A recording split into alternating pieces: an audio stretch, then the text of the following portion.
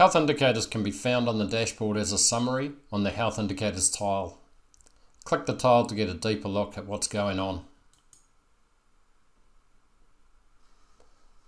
When you first come into this report, the animals are listed based on their management number. You can sort this report by SCC, yield, conductivity, blood and milk, watery milk, fat protein ratio, and also look at alerts in the last 30 days and days in milk. Let's sort the report by SCC. Clicking it once sorts them from lowest down to highest. Clicking it again brings it the highest at the top.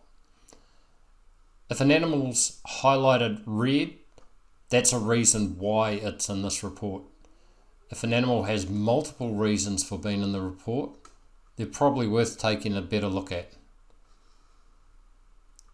607, it's got a high cell count and a drop in yield. Being in this report doesn't mean there's something wrong with the animal. It's just an indicator, something to take a closer look at.